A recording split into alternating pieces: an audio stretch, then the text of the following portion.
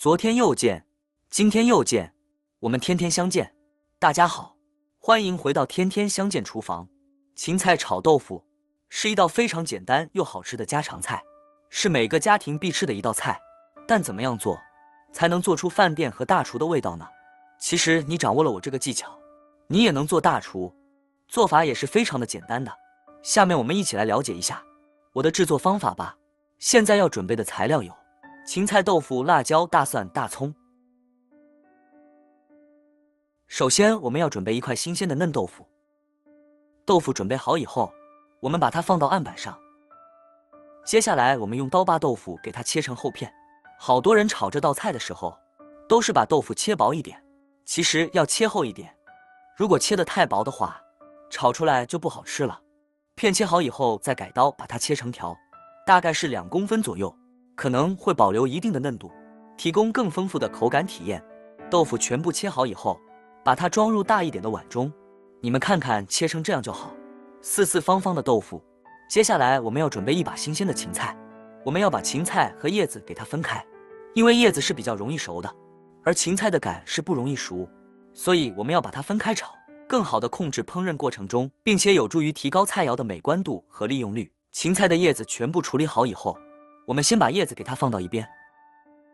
接下来我们把芹菜给它切成小段，小段的芹菜更易于咀嚼和食用，避免了整根芹菜过长造成的不便。芹菜切好以后装入碗中备用，是为了方便后续的烹饪步骤。芹菜放到碗中以后，我们加入一点食用油，我们用食用油把芹菜给它腌制一下。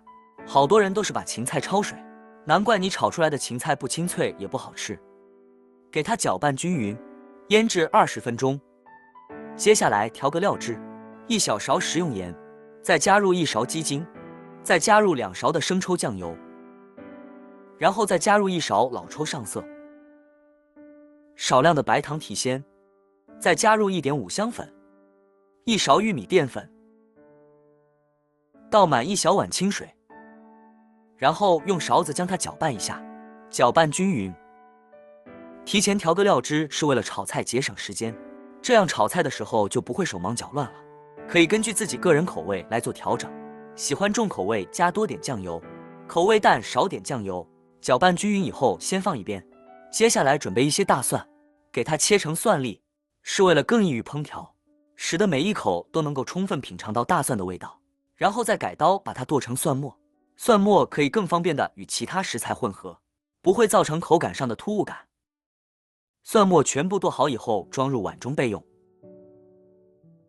准备1块去了皮的生姜，切成薄片，再改刀切成姜丝，最后再切成姜末就可以了。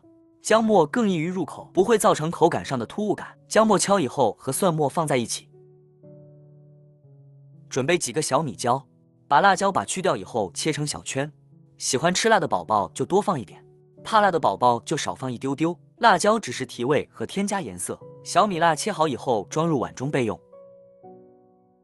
再准备半根大葱，1分为2， 2分为4，这样切为了方便等下处理。再把它切成条，可以更好的处理，也避免切到手。最后我们再把它切成末就可以了。大葱末的口感相比整段大葱更加细腻，不会有过硬的口感。大葱切好以后和蒜末放在一起。准备一个平底锅，加入少量的食用油，油热之后把白豆腐放到锅里面，我们用勺子将它整理一下，整理平整。我们要把豆腐给它煎制一下，因为这样煎出来的豆腐炒芹菜时才特别的好吃，所以我们要慢煎豆腐。这里我们开中小火，把豆腐慢慢的给它煎，煎至2面金黄，然后可以选择晃动一下锅，让它受热更加的均匀一些。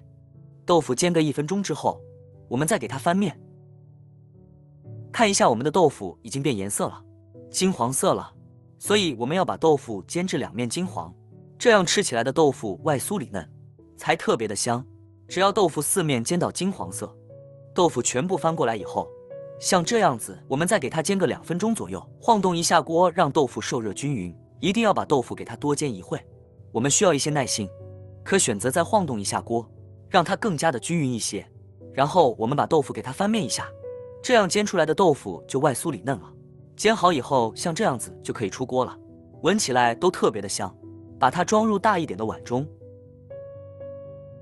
接着起锅加入少量的食用油，油热之后把姜、蒜末、小米辣放入锅中，给它翻炒一下，把它们炒出蒜香味和辣味。朋友们、家人们，视频看到这里了，麻烦您动动您发财的小手，帮忙点一个免费的小红心吧。对您来说只是举手之劳，对我来说可以高兴睡不着觉。现在这个视频就辛苦你帮我点赞转发一下吧，非常感谢大家支持和鼓励。芹菜加进来以后，开大火快速的给它翻炒一下，翻炒均匀，把芹菜给它炒熟炒香，炒至入味，使其口感更好，增加风味，更有食欲，改善口感。芹菜炒好以后，把豆腐加进来，这里需要我们开大火快速的翻炒，翻炒均匀，把芹菜和豆腐炒至入味，最后再把调好的料汁淋入进来，这里需要我们开大火快速的给它翻炒一下，让豆腐和芹菜融合在一起，而且把豆腐给它稍微的煮一下，煮至入味。最后我们把叶子加进来，快速的给它翻炒个6、7、8下。因为芹菜的叶子是比较容易熟的，所以我们只要给它翻炒个6、7、8下就可以出锅了。然后我们将它盛出来装入碗中，就可以开吃了。一道焦黄酥脆又好吃的芹菜炒豆腐，我们就这样做好了。这样做出来下酒下饭都非常的不错的，主要是按照我这个方法做出来的话，比饭店里面做的还要好吃，还要香。其实我这个做法是非常的简单，既营养又健康，清淡鲜美，口感丰富，芹菜清香爽脆，豆腐嫩滑可口，是一道美味又健康的素菜。如果你喜欢这个视频，帮忙给我点个赞，并订阅我的频道，别忘了在下面留言告诉我你有学会做这个家常菜了吗？下个视频中，我将会带来更多的家常菜。谢谢你的观看，我们下个视频见。